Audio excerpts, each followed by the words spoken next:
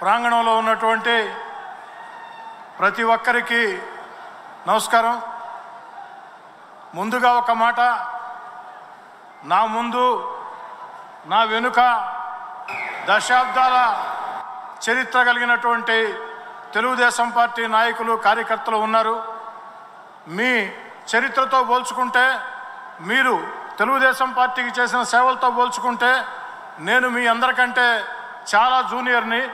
కేవలం ఎన్నికలకు 16 నెలల ముందు ఆనాటి ప్రభుత్వ వైఎస్ఆర్ కాంగ్రెస్ పార్టీ విధానాలు నచ్చక ధిక్కరించి ఎదిరించి పోరాడి ఆ యొక్క ప్రభుత్వానికి వ్యతిరేకంగా రోడ్డు మీదకు వచ్చిన పరిస్థితుల్లో ఆ రోడ్డు మీద ఒక రాజకీయ శ్రామికుడిగా నడిచి వెడుతున్న పరిస్థితుల్లో ఆనాడు తెలుగుదేశం పార్టీ జాతీయ అధ్యక్షులు నారా చంద్రబాబు నాయుడు గారు, యువ నేత నారా లోకేష్ గారు భుజం తట్టి ప్రోత్సహిస్తే ఆ సేతు తెలుగుదేశం పార్టీ కుటుంబం అంతా నన్ను మీలో సభ్యుడిగా చేర్చుకుని హక్కును చేర్చుకున్నారు, ప్రోత్సహించారు.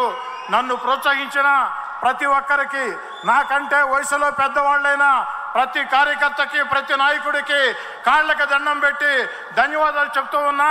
నాకంటే వయసులో చిన్నవాళ్ళైనా కార్యకర్తలు, నాయకులకి 2 చేతులు జోడించి సవినయంగా ధన్యవాదాలు తెలియజేస్తూ ఉన్నా. విద్యుత్ మీద తీర్మానం, విద్యుత్ సంస్కరణలకి ఈ రాష్ట్రంలో కాదు ఈ దేశంలో ఒక రోల్ మోడల్, ఒక ఆద్యుడు మన ముఖ్యమంత్రి నారా చంద్రబాబు నాయుడు గారు. నారా చంద్రబాబు నాయుడు గారిని చూసి ఈ దేశంలో అనేక మంది ముఖ్యమంత్రులు విద్యుత్ మీద ఎలాంటి చర్యలు తీసుకోవాలో తీసుకున్నారు. ఇవి నేను చెప్పే మాటలు కాదు, ఆ ముఖ్యమంత్రులు ఆయా సందర్భాల్లో అనేక సార్లు చెప్పినటువంటి మాటలు. ఒక్క మాటలో ఈ విషయంలో చంద్రబాబు గారిని రాజకీయ ప్రత్యర్థులు సైతం అభినందించక తప్పదు. ఎందుకంటే ఆంధ్రప్రదేశ్ని 17 మంది ముఖ్యమంత్రులు పరిపాలించారు. ఆంధ్రప్రదేశ్ని 17 మంది ముఖ్యమంత్రులు పరిపాలిస్తే 16 మంది ముఖ్యమంత్రుల హయాంలో విద్యుత్ ఉత్పాదన 5,000 మెగావాట్లు. కానీ ఒక్క చంద్రబాబు నాయుడు గారి హయాంలో ఉత్పాదన 15,000 మెగావాట్లు. 16 మంది ముఖ్యమంత్రులు 5,000 కోట్లు, ఒక్క ముఖ్యమంత్రి ఒక 15,000 మెగావాట్లు. కాబట్టి ఈ యొక్క విద్యుత్ రంగం మీద వారికి ఎంత అపార అనుభవం ఉందో అందరికీ తెలుసు. చాలని కరెంటుతో, వచ్చి రాని కరెంటుతో కరెంటు బిల్లు ఎట్లా కట్టాలి అని ఆవేశపడే రోజుల్లో, ఆవేదన చెందే రోజుల్లో ఈరోజు భారతదేశంలో ఒక రోల్ మోడల్లా ఆంధ్రప్రదేశ్లో కరెంటు వెలుగుతున్నాయంటే ముందు చూపుతో చర్యలు తీసుకున్న చంద్రబాబు నాయుడు గారికి ఒక్కసారి తెలుగుదేశం మహానాడు ప్రాంగణం దద్దరిల్లే విధంగా చప్పట్లతో ధన్యవాదాలు తెలియజేయాలని చెప్పని కోరుకుంటూ ఉన్నా. ఇక నా మాటలు ముగించే ముందు 2 మాటలు.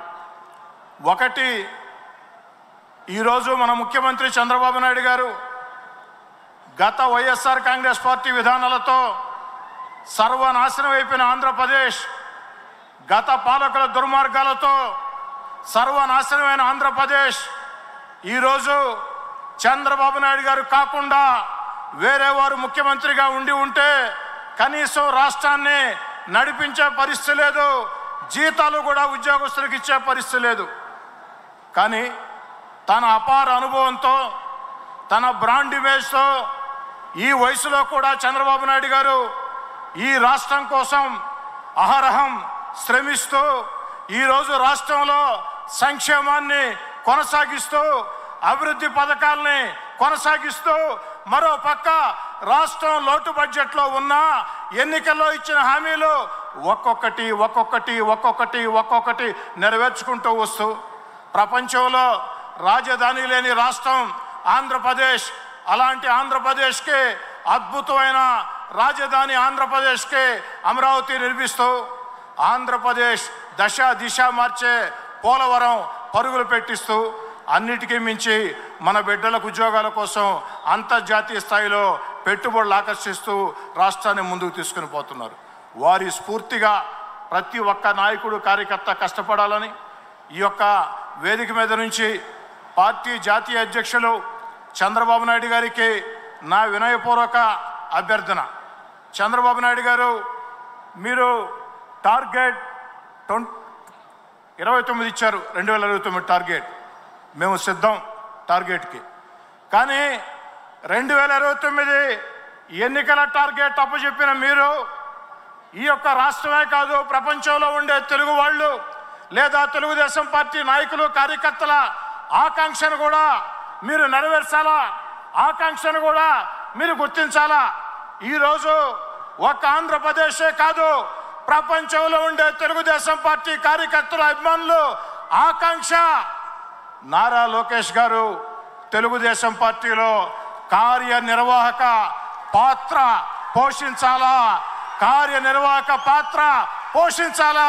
ఇది అందరి ఆకాంక్ష. ఎందుకంటే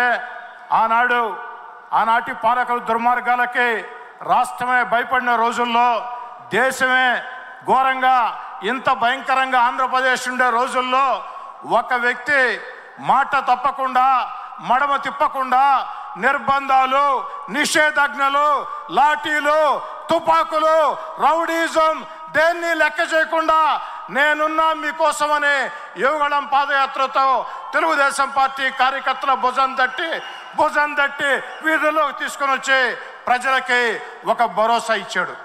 అలాంటి నారా లోకేష్ గారు ఈరోజు తెలుగుదేశం పార్టీలో క్రియాశీలక పాత్ర పోషించాలా అని అంటే కార్యనిర్వాహక పాత్ర పోషించాలా అని ఆకాంక్షని మీరు నెరవేరుస్తారని ఈ మహానాడు సాక్షిగా లోకేష్ బాబు గారికి కార్యనిర్వాహక పాత్ర అప్పజెప్పాలని మీ స్ఫూర్తితో, నారా లోకేష్ గారి పోరాట స్ఫూర్తితో, చంద్రబాబు గారి యుక్తితో, లోకేష్ గారి పోరాట స్ఫూర్తితో ఈ రాష్ట్రంలో తెలుగుదేశం పార్టీ ముందుకు కలుతుందని తెలియచేసుకుంటూ, చివరి మాట, జాతీయ అధ్యక్షులు చంద్రబాబు నాయుడు గారు అధినేతే కార్యకర్త అన్నాడు. నిజం, అధినేతే కార్యకర్త. ఎందుకంటే ఈరోజు మేము ఎమ్మెల్యేలుగా, మంత్రులుగా, ఎంపీలుగా మేమందరూ ఇక్కడ ఉన్నామంటే ఈ రాష్ట్రంలో అనేక మంది తెలుగుదేశం పార్టీ కార్యకర్తల త్యాగాలు, చంద్రయ్య లాంటి రక్త తర్పణాలు, బలిదానాలు, అక్రమ కేసులు, గొంతులు కోస్తున్నా, కత్తులతో పొడుస్తున్నా, లాఠీలతో బాతున్నా లెక్క చేయకుండా దుర్మార్గాన్ని ధిక్కరించి తెలుగుదేశం పార్టీ జెండా రెపరెపలాడించిన ఆ కార్యకర్తల కళ్ళల్లో వెలుగులు ఉంటే మేము బాగుంటాం, ఆ కార్యకర్తల కళ్ళల్లో వెలుగులు లేకుంటే మేము బాగున్నాం. కాబట్టి చంద్రబాబు గారు అధినేత కార్యకర్త సూక్తిని నరాన వంట పట్టించుకొని ముందుకు సాగుతామని తెలియచేస్తూ మీ అందరి వద్ద సాదరంగా సవినయంగా సెలవు తీసుకుంటూ ఉన్నాం. శ్రీధర్ రెడ్డి అన్న గారికి ధన్యవాదాలు.